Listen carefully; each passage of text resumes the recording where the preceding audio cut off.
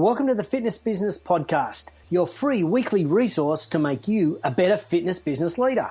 I'm JT, the boss of Active Management, and I'm pumped with the rest of the Active Management team to be the premier sponsor again in 2017. Doing this helps us achieve our why in business, which is to reduce the healthcare costs across the globe, so we love supporting it. Between you and us, we can get more people moving and more often. So let's get our hustle mode on.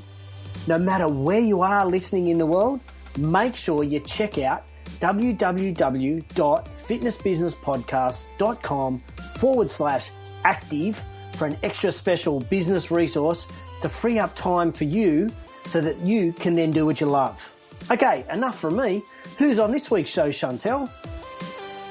Hey Tribe, thanks JT. Welcome back everyone to another week of the show. This week I'm joined by Facebook advertising guru Scott Rawcliffe. Now, as you know, the world of social media is constantly changing. So it was really great catching up with Scott just to hear the latest from the world of Facebook. And yes, we do talk about Facebook Live in there. And if you caught last week's show, you will have heard that Scott thinks that too many fitness business owners are doing Facebook marketing wrong. So today he's going to tell us how to do it right. So let me take you through what we discussed during the show. We talk about the type of content a fitness business should be producing to build customer connection. He tells us the most important metric to measure Facebook marketing success. He also shares his recommendations around using Facebook Live, and he leaves us with 5 things that are needed for a successful Facebook marketing campaign. Before we get into this week's show, here is a quick word from one of our sponsors.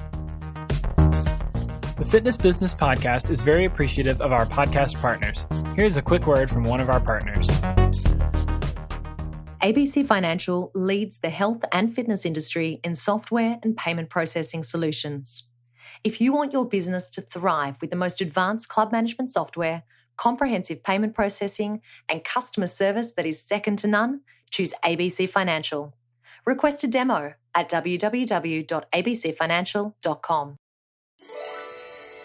This week's flashback show is show 21 with Robbie Kelman-Baxter, and she joined us to talk about what gym owners can learn from CrossFit boxes. If you missed that show, go back and check it out. That is show 21, and you can find it on iTunes or at fitnessbusinesspodcast.com.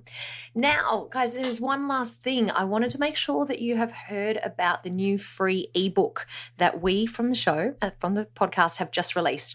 It's called The Books That Shape Our Leaders, and it's a list of all of the business books that our guests from 2016 recommended here on the show. It is an amazing compilation of books. So you can get your free copy. You just need to head over to the website at fitnessbusinesspodcast.com.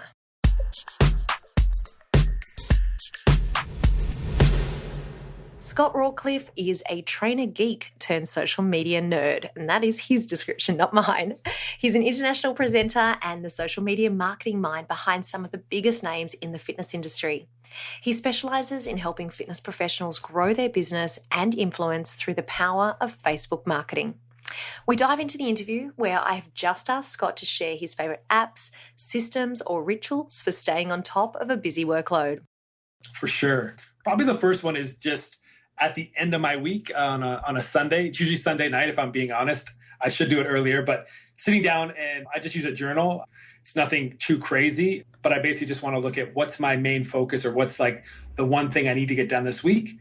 I used to pick my big 5 for the week, like the 5 things I want to do or need to accomplish this week. But I found that wasn't working so well. So over the last probably 12 months, that's gone down to just my big 3. So I picked 3 things that, need to get done by the end of the week. And then who I need to reach out to that week. I'm big into connecting and relationships and stuff like that. So I'm actually writing down like, who are the people I need to connect with this week? Who is someone maybe I've not connected with for a while? And actually, make sure I actually do that because, too often we just say, I'm going to do that and we don't. As far as staying organized, it's kind of a twofold thing. One is my assistant, Brittany. She keeps me pretty organized, but we use a program or an app called Basecamp. And it's kind of like a management tool. So it helps get everything out of my head and all the different tasks we have to do and kind of put it into these little sections where we can kind of manage everything on its own. So that's been huge. We've been using that for about a year now. And then the last one is a fairly new one. I've only been using it for like 2 weeks. It's an app called Rescue Time.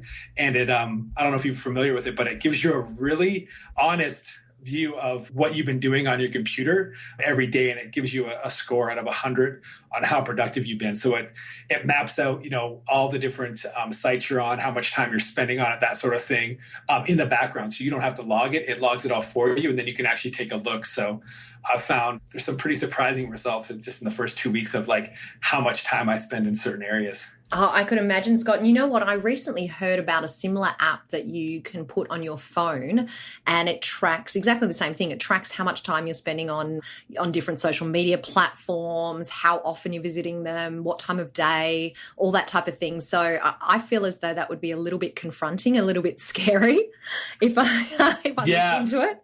That's kind of why I did it. I was like, you know what? I need to be more productive. Like that's kind of a big goal for this year for me, is just to increase my productivity. But you might be surprised. I was just surprised at how much time I spent on certain things, which I didn't think I spent that much time on.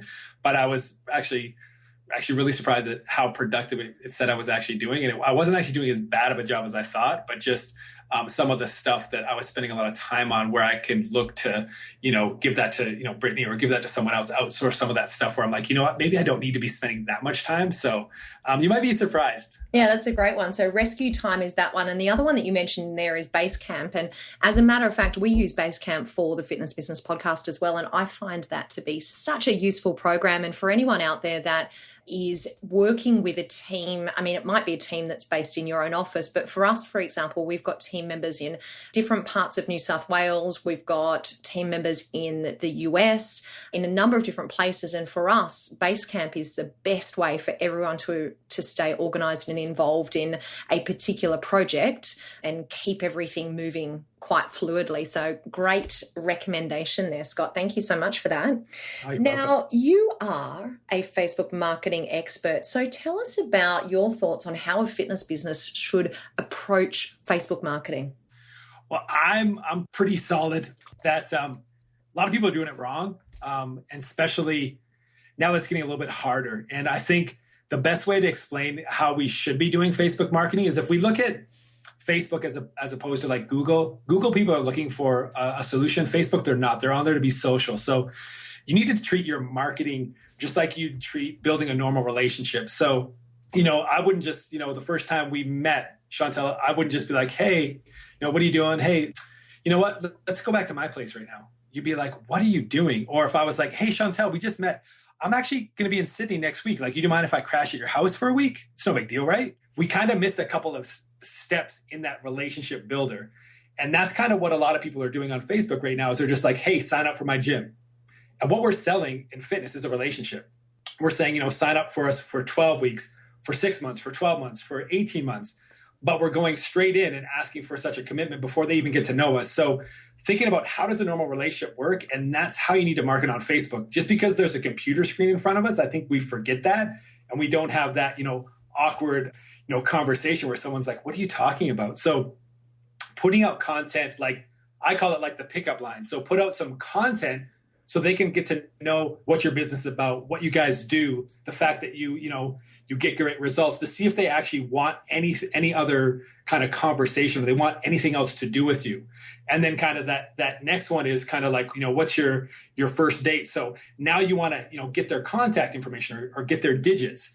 So actually asking them for their email, their name, their phone number, that sort of thing, so you can carry on that relationship and start to build it a bit further. So, I mean, it kind of makes sense when you think of it that way, but a lot of us just don't approach it that way because we never get to see what people's faces look like when they see the ad for sign up for our 21-day, get ripped challenge for the 17th time. We don't see people that are just hiding our ads nonstop because they're just like, I don't even know who you are. Please get out of my newsfeed. So that's the approach that we like to take because, again, with Facebook, we're on there to be social. We're not on there, looking for a solution. We are looking for a solution in our lives, but we're not thinking, hey, I need a new gym. I should jump on Facebook, to find out, who's got what offers on. So I think that's kind of the real shift that people need to be making. And we've noticed that definitely the last couple of months, it's got a little bit harder on Facebook to actually, get new clients in the door. And I think that's the reason being is that so many people are marketing now their fitness, business, their gym, that sort of thing, that there's nothing to kind of differentiate you. So it's, those people that are ready to buy right now, there's not as many people there because there's so many more offers to choose from. Okay, let's go back to that point about content, Scott. What sort of content, can you give us some examples of the type of content that we should be putting out there that will help us build that relationship that you're talking about?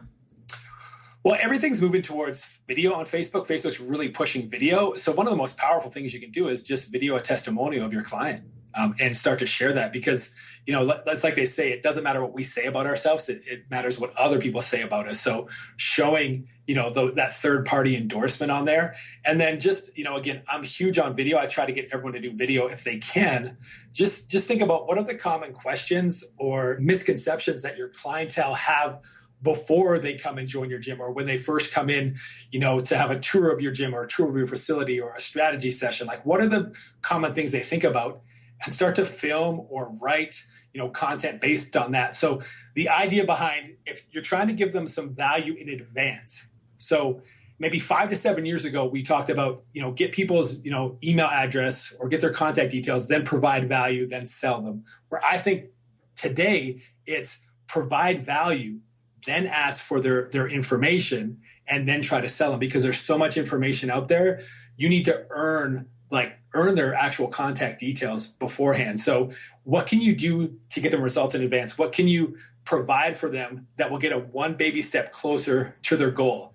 If you could give them a couple of exercises or a couple of nutrition tips that help them lose a half a pound or half a kilo in 2 weeks, they're going to think, wow, they helped me actually get closer to my goal. Now I want to find out more about them. I want to know more about this business.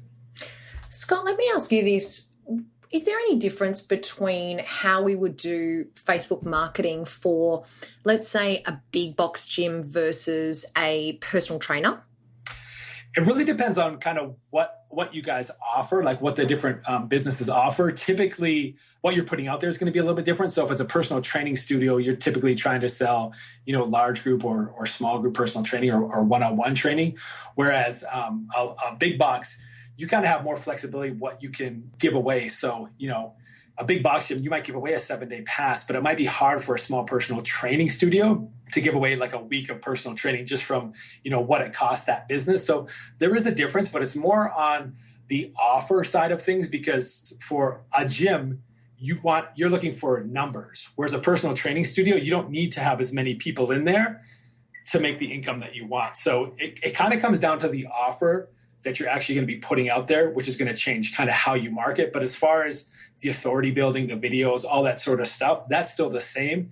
It's more on the offer that you're putting out there. Scott, what's your thoughts on contract personal trainers posting their own content under the brand of the gym chain that they work for? I think it's a great idea, to be honest, because, the more content you can have, the better. And why not actually get your contractors or get your employees to actually start to produce some of that content for you to share on your page? Because what you're showcasing, that's part of what you're selling out of your gym is that personal trainer's expertise. Maybe they're the post-pregnancy expert, or maybe they're the sports and conditioning expert, or maybe they're the fat loss expert. So that allows you to have these different people that are going to appeal to different prospects, put out information. So I think it helps, one, get more content out there on your page, but also kind of broaden that net that you cast out there of the type of people that could come in. Do you think you need to give them some type of a guideline or steps to follow to make sure that they are staying on brand with their message? 100%. I definitely think there needs to be kind of someone overseeing it all. Not necessarily has to be in charge of everything, but kind of overseeing it and giving some content ideas or explaining to them, here's the intro we want you to have, or here's the outro you want to have, or here's some maybe things we don't want you to talk about, and almost leading to like, how do they contact? So instead of saying, email me at joesbigguns@gmail.com, it's like, click on the link in this or message the club. So giving them, what's that next step that person has to take, so that, because there's going to be that fine line between personal branding and, the gym, the business branding. But I think they could, I don't think a lot of businesses do this, but I think a lot of them can is kind of help each other out. Yeah, absolutely. I tend to agree. Can we talk about metrics when it comes to Facebook marketing? Can you explain to us the way that we would measure our Facebook marketing success? Yep. So really, to me, there's only one key metric that you really need to worry about. And unfortunately, a lot of people don't measure that. And that's just your cost per acquisition. So, I mean, it really doesn't matter to a certain extent, how much a click cost or the click-through rate or whatever. If you spent, and I'm going to do this in math so I can do the quick math, you spend $100 on your Facebook ads, you get 5 people from those ads to actually sign up to the gym, then your cost per acquisition is $20. It costs you $20 to get a brand new person to actually sign up and spend money with you. Now, within Facebook, we can track those conversions online. When we have online programs, it's a little bit harder when we do a lot of our conversion offline or actually in person. So that's why I think a lot of people aren't tracking it. But I mean, if it's costing me $10 a click, most people would say that's terrible. But if I know for every click, every 2 clicks, someone signs up, it's only costing me $20 to get a new client, and I'll do that all day. So sometimes we get hung up on metrics that don't really matter as much as that figuring out that cost per acquisition. So that's like the number one. And if you haven't figured that out or you're not tracking that, that's what you need to start tracking first before you look at anything else, because the other stuff really doesn't matter until you know what your cost per acquisition is. Okay, so anyone that's not familiar with the back end of Facebook, where would they need to go to have a look at those figures? All they have to do is literally what you would do with that is just go into your ads manager account, take a look at how much you spent in that campaign. It'll say it right there. It'll just say how much you've spent. And I use a highly sophisticated system of Excel sheets. And we just go in there and we just track everything on an Excel sheet. So we'll drop that number in there. We'll have our clients actually putting in, if they're doing they're selling people in their facility, they just update it. So we just share that. They just put in, how many people they've sold. And we just have a simple equation on there, which is just ad spend divided by, how many people have actually signed up. I know it's really simple, but a lot of times just having something simple works. So just go in and that's where people get caught up, I think, is because there's all these metrics. There's so many metrics you can look at within Facebook, and most of them don't even matter for fitness, because it really comes down to, like, if you don't know your cost per acquisition, then you have no idea what to spend, how profitable a campaign is being. And we find that most people don't even track that.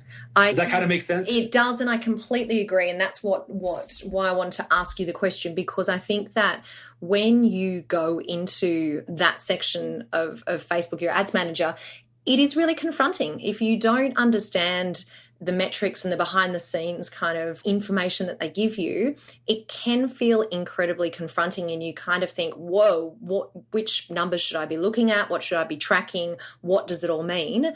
But as you're saying, if really our focus should be just on that cost per acquisition, and that should be where most of our attention goes to, then it's a nice simplified way to look at that side of the system, or the effectiveness of our campaigns. Yeah, it's almost like, how they have I think it's a productivity thing where you have your A, B, and C piles. Mm-hmm. Your A pile is your cost per acquisition. Then your B pile, there's some other things in there that you look at, like your click-through rate or your cost per click, or your relevancy score. Those things, are those things you'd want to look at, because they do kind of show you how well the ad's going. But if you don't know what your cost per acquisition is, like I said, it doesn't really give you the full picture. Now, I might be asking you how long is a piece of string, but is there a period of time that we should be running a particular marketing campaign for to determine, if it's really working or not? It kind of depends on what you're promoting. So if it's something where you're trying to drive people to actually sign up for a program, we typically find if it's a seasonal or a deadline-driven program, so like a New Year's program, right? Perfect timing for that. We typically find about 2 to 4 weeks is kind of a nice sweet spot to sit within to promote that program. But as long as it's being profitable, like sometimes we might only run something for 2 weeks and then we'll kind of shut it down because we've had as many people we want to come in, or we see that it starts to, dwindle as far as the amount of people coming in on. If we're doing more promotions that are like more of an evergreen type of promotion, so it doesn't really matter about, spring into fitness or New Year's resolution, that sort of thing. Again, we're probably somewhere around the range of 3 to 4 weeks. But again, if it's working well, we've had, some where we've run the same thing for 2.5 months because it continues to bring in leads and convert leads. So it's really, again, just figuring out, is it working? And if it starts to slow down quite a bit and you're not getting leads in, it's probably time to shut it off, because people, they've been seeing it. They've seen it enough times that it's just not grabbing their attention. And then it's just time to kind of move on to something else. But we'll run like branding sort of things, like video testimonials, or, a video of someone touring the gym, or talking about your favorite 3 ab exercises. A lot of times we'll do that at a small budget of anywhere between $1 to maybe $5 a day. And we'll just have that running nonstop. And we'll just continue to let it run until, we start to see that it's pretty much reached everyone in our target audience. Right. So we need to really think about the difference between that, as you said, that evergreen, longer running drip feed sort of content that we're putting out versus our marketing or our promotional call to action content. Yeah. And I mean, here's a real simple way, and obviously it would go a little bit different than this, but a simple way to look at it. If we were to break it up into a month and we talk about kind of that relationship, how we build that relationship, we might start off where we send everyone to a blog post, or we send everyone to a video for week 1. And then week 2, all the people that had actually, clicked on that blog post or watched part of that video, then we'll promote our, 21-day New Year's resolution challenge for week 2. And then week 3, we'll throw another video testimonial on the back end of everyone that's, watched the first one or been on the 21-day site, and we'll promote it to them. And then week 4, we might offer them some type of opt-in, like, get your free 7-day pass, or download our 10, favorite fat-burning meals, that sort of thing. So it's kind of value, offer, value, and then like a lower barrier of entry type offer, where we're just like, what, maybe you're not ready to start exercising, but, can you just maybe give me your name and email, and then we'll kind of give you some more information. Great example. Thank you so much for sharing that. Now, I'm quite sure in your position that you would see the good, the bad, and the ugly of marketing on Facebook. Do you want to maybe share with us 5 things that you think are needed for a successful Facebook marketing campaign? Okay, so number 1 is your offer. If you have a not a very attractive offer, and this is becoming more and more pertinent, because what I see is typically in fitness, we just copy each other. We see that someone else is running the 21-day RIP challenge, so we run it, and then everyone else starts to run it. So thinking about your offer. So if you were promoting, hey, I'm giving away 2 personal training sessions for $375, would not be a very good offer to put out there, because it's not very attractive. But if it's we have one client who they do a program where it's 6 weeks, and they guarantee you in that 6 weeks that you'll lose 20 pounds. If you don't lose 20 pounds, if you lose 20 pounds, you get all your money back. If you follow the process and you don't lose the 20 pounds, then they'll give you double your money back. Whoa. So you can see that offer is almost a no-brainer. Now, There's one caveat to that. You have to have at least 20 pounds to lose. Yeah. But that's the difference between, hey, get 2 sessions for $350, or train with us for 6 weeks. We guarantee you'll lose 20 pounds. So that's kind of the number 1 thing, is look at your offer, because if you don't have a very good offer, no one's going to buy. No one is going to take action on it. Mm-hmm. Number 2 is your offer. That's how important it really is, because we're just seeing that people are, when they first start out with Facebook, they might not get a return on investment straight away, but it really comes down to trying to figure out what's that offer that's really going to get people to take action on it. Again, because it's getting a little bit more crowded, more people are doing it, you really want to take the time to think, what's your offer, and make sure it's really actually appealing to people. And then it's the follow-up. Probably the next one is following up with people in a timely manner. So, we're all in the fitness business, so we know that people's motivation to get in shape and lose weight can sometimes last minutes, if not seconds. So if it takes us 2 days to follow up with someone that filled in their details about our upcoming program, we might have waited too long, because they might have said, actually, I've talked myself out of it. I probably can't lose weight. I probably, I'm going to be unsuccessful once again. Probably the next one after that would be just warming up your audience. So like I talked about, is putting out that content that allows people that have never heard of you before, or what we like to call cold traffic, to get to know you and get to know your brand, and just see a little bit about you and see whether or not, I kind of like that. I like that business. I like that trainer. I resonate towards them. So, putting out some content and actually paying for it to show up to the right people. And then probably after that, the last mistake would just be, not putting the right message in front of the right people. So, simple things like having a picture of a guy, doing a bicep curl and you're targeting women. You want to try to have that image actually, really resonate towards that person. So they want to take action on it, because Facebook's very, very visual. So making sure that picture and that ad copy talks to the right person. Love those, Scott. Thank you so much. Now, I am seeing a lot of people. In fact, I kind of feel like people have made this their New Year's resolution. I'm seeing a lot of people doing live Facebook video marketing just in the last month, basically. Talk to us about Facebook Live video. How do we leverage that platform within Facebook to drive sales to our business or to drive interest to our business? I think everyone should be kind of moving towards video, kind of full stop. It's definitely where Facebook's putting a lot of their attention in. And the VP of Facebook said recently that by 2020, he guesses that at least 80% of content on Facebook is going to be video. So everything's pushing that way. So you definitely want to start getting out there on video. If you're not comfortable doing video, then you should 100% not do Facebook Live, because there's a difference between doing a video and doing it where it's live broadcast, and people are going to see it if you go live. So definitely want to work on your how comfortable you are behind a camera before you do the Facebook Live. But if you do feel comfortable doing videos, then I would definitely urge you to start doing that. Now, the real difference between a normal video and a Facebook Live is they have that chance for interaction, and I think some people miss that. So you want to kind of get straight to the point. I think this is a very poorly done with some people where they're like, "Hey, it's Scott, welcome to my Facebook Live. I'm just going to sit here and just wait for some people to come on." So now everybody that's already come on, how long are they going to wait before they're like, "All right, I'm off"? So they just kind of talk about random stuff before they actually get to the point. Get it, yeah. Mm-hmm. And people are like, you know what? No one has time for that. So just saying, "Hey, it's Scott. Welcome to my Facebook Live. Today, what I'm going to talk about is the 5 secrets to having successful, Facebook ads."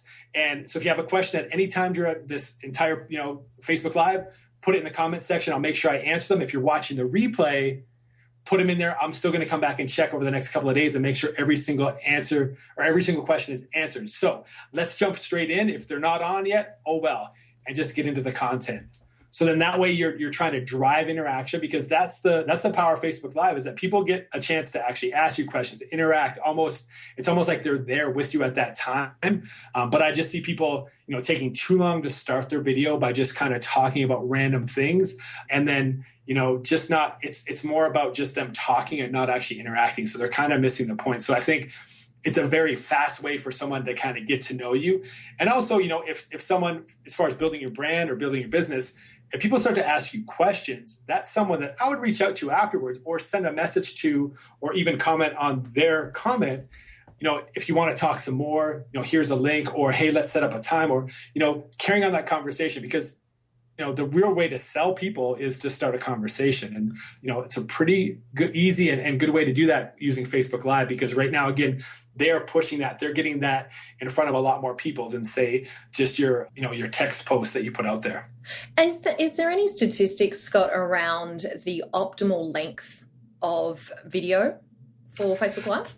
I've not seen any statistics, but this is kind of my feeling, because everyone I'm sure on here has listened to a podcast before, or a webinar, and it basically comes down to content. I think, if it's bad content, people are going to last 10 seconds, right? It's like, hey, we're going to wait for everyone to come on, so I'm just going to stand here and just keep talking like this. They're probably going to leave because it's bad content. But if you're giving good content, you'll stick around. So just like listening to a podcast, if it's great content, then you're going to listen. If it's bad content, you're just going to leave. I mean, personally, I know I've actually watched lives that were over 45 minutes, but because it was really good content, right? So I don't think it's a matter of necessarily time. It's more the quality of the information. Now, if you're going to promote this to a cold audience, people that don't know about you, then I would say you probably want to keep it, and again, everything's different, but I would say somewhere between about 4 to maybe 8 minutes would be kind of a nice spot to stay within, because when you promote it, then you can retarget people based on how long they watch, and you're actually giving them some good information. But I wouldn't necessarily worry like it has to be 90 seconds, because then you're either filling time or rushing to try to fit everything into that time. Okay, great advice. Thank you for that. Now, as you know, we've had a number of different people come on and experts come on and talk to us about Facebook marketing before. And quite often in the fitness industry, as you said right at the very beginning, it's not necessarily an area that we are terribly familiar with. And sometimes it is a great move to look for a coach or a consultant. What advice would you give for someone who's unsure about their Facebook marketing? Obviously, they've got a little bit more information today after your great advice, but what's the first step for someone to take when they're looking for a coach or a consultant in this area? I mean, for fitness people, you want to make sure that they understand the industry and they actually kind of understand how it works, because there's a lot of people, and it's not a bad thing. There's a lot of people that kind of do Facebook coaching or do it for you that typically run with a lot of online businesses, and online and offline or local businesses, it's a different ball game. So you want to make sure that they understand, how the industry or how the gyms work, and kind of understand maybe your troubles and frustrations as an owner. Like, they might see as, giving away, they might not see any issue for a small personal training studio to give away 2 weeks of training for free. But that could cost that studio owner a fair bit of money if they don't know how they're converting people into there. So, being able to understand the frustrations or kind of how the industry works, I think that's a massive, massive one, because, you want to make sure that they understand, the right tactics to bring people in your door, so that it's not costing you not only money on the ads and hiring them, but also costing you money to pay all your coaches to carry out these sessions, which might not turn into long-term clients. And then I think also just making sure you get someone that understands, how to build your brand and your business kind of at the same time. So not just taking that hard direct response marketer standpoint with Facebook and just always driving people to sign up, right? Actually, figuring out a strategy of like, okay, for these 2 weeks, we're going to push people to sign up for our 7-day pass. And then week 3, we're going to show a video testimonial. And then week 4, we're going to show like a behind the scenes tour of the gym. And then now we're going to go back to our, now we're going to offer a 30-day, trial. And then just kind of being able to go back and forth between that direct response and the branding stuff. Because I believe that, probably every person out there has either been burned or let down by a fitness facility or trainer at some point in their life. And the biggest thing with marketing is number one, we got to convince them that we can help them. But the harder hurdle to get over is convincing them that they can actually do it. And because so many people have failed before, is we need to really try to figure out how can we convince them that, this time it will be different. With us, it will be different. And if all we do is just put in front of them that buy my stuff, we're never going to be able to convince them to convince themselves that they can do it this time. Well, I think, Scott, that you're a great example of someone that knows the industry and also knows Facebook marketing inside out. So if any of our tribe want to get in touch with you, what's the best way for them to contact you? I mean, the best way is going to be through Facebook, because the first thing I do with them is I go and take a look at their page and see what they're doing. So that's probably the best way, is just go through there. We do have a website as well, but just reach out to me on Facebook, because typically, we're not the right fit for everybody, but we always want to have a conversation first and make sure that, you want to build your business the right way, and we can help you. Excellent. So they just need to type in Scott Rawcliffe into your Facebook search and we'll pop up. And of course, we'll put that link in the show notes for today. Now, we're going to be seeing you at IHRSA. Is that right? Yes, I'm really excited about that. It's my first year speaking at IHRSA. I've spoken at like Filex and Ideal World and a bunch of other events. So first time at IHRSA, so I'm really excited about that, because it's a different group of people. Yeah, tell us about the topic that you're presenting. What's it called? It's on Facebook, how to market your business using Facebook. Excellent. So, Tribe, if any of you are heading over to IHRSA, I know it seems to be the hot topic for our shows right through the month of January. Make sure you check out Scott's session and go along and learn some more about Facebook marketing. Now, I'm hoping we can finish off today and you can give us your Fitbispiration and tell us your top 3 tips for Facebook marketing. I can't wait to hear those takeaways from Scott. But first, let's hear from our friends at Tribe Team Training. Tribe Team Training are the world leaders in getting more members engaged, retained, and paying extra for small group training. Okay, let's go back to Scott as he leaves us with his top tips for Facebook marketing. All right, well, tip number 1 is going to be provide that goodwill content and think about how can you get them results in advance? How can you get them one step closer to the goal that they're trying to achieve? Second one, start doing videos. Or if you're doing videos, start doing more videos. That's where everything's headed. So start getting comfortable behind that camera and start producing more videos. And then the last one, I would just tell you, spend some money to amplify your content. So don't just put out a video, don't just put out a Facebook Live, put a bit of money behind it and amplify it to, even if it's just your fans to start with.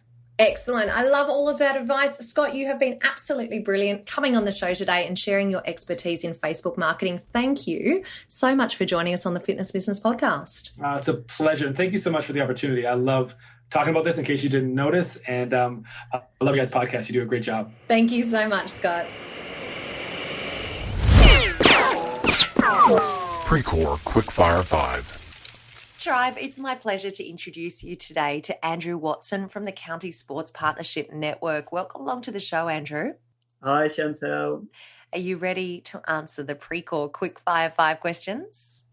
Yeah, fire away. Okay, tell everyone why you do what you do. To make a difference and to really help everyone to enjoy the benefits of being healthy and active. And what's the best piece of advice that you've ever received? From my grandfather, and it's kind of a family thing to always be nice and to do business with a smile on your face. Grandparents always have the best advice. And What's a personal habit that helps you become better at what you do? Just to try and lead by example and to kind of practice what I preach, really. And tell us, what's one book that you'd recommend and why? This was a book that I read before I had my first little boy, and called Fatherhood. It's just a really good perspective on being a dad, really, and kind of got me ready for the responsibilities that I'm now fully immersed in. How old's your son now? One's nearly 6 and the youngest is 4 now. So, yeah, 2 boys. Beautiful, beautiful. And tell us, why should our tribe come back next week and listen to the main show? Just to really hear about some of the work that we're doing in the UK around sport and physical activity, and specifically how we're looking at that from a workplace perspective and helping people in and around the working day to fit some more activity around their busy lives. I'm really fascinated to hear all about the work that you're doing, Andrew. So thank you so much for coming on today, and I can't wait for you to join us next week. Thank you.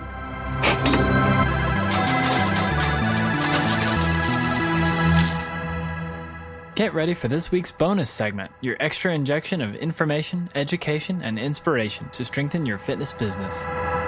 Tribe, I'm joined by a very special guest today. It is Lynn Nieto. She is the wife of Augie Nieto and the voice of Augie's Quest. She's also a board member of the ALS Therapy Development Institute. Lynn, welcome along to the show. Thanks for having me. Now, we're very, very close to IHRSA now. Tell us, what does Augie's Quest to Cure ALS have going on at IHRSA this year? On Friday night, March 10th, we'll have our 12th annual bash. It's an 80s theme, and we will be raising funds for ALS research at our institute, at the ALS Therapy Development Institute. Okay, so basically, if you are listening right now and you haven't got a ticket, then you need to act quick. We're talking about March 10th. Are there still tickets available? There are, but we're getting close to being sold out, so we'd love to have you sell us out. That would be wonderful. Let's have a full house for this event. Absolutely. Tell us, what's the website that people need to go to purchase their ticket? It's augiesquest.org, AUGIE quest.org, and go to the fundraising section, and it's right there. Fabulous. And tell us, just remind us, where do the funds raised, where do they go? The funds that we raise will go to ALS research at our institute, ALS Therapy Development Institute, and it will help us get a new promising drug into phase 1 trials into humans within the next 12 months. Well, that is a very, very good incentive to go along. So, Tribe, do not waste a second. If you can make it, then come along, jump on, purchase your ticket. I will be there. I look forward to seeing you guys there. Lynn, thank you so much for coming along today and telling us about Augie's Quest and the BASH event at IHRSA 2017. Thank you so much. Tribe, thank you so much for joining me for another week of the Fitness Business Podcast. And remember, what you leave behind is not what's engraved in stone monuments, but what is woven into the lives of others.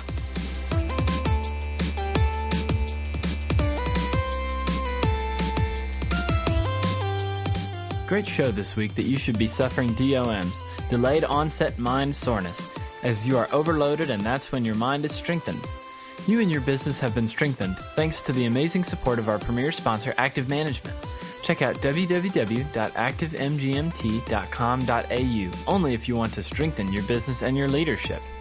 Don't forget all today's links and notes are found at www.fitnessbusinesspodcast.com, where you can also subscribe and never miss a show and maybe win a prize.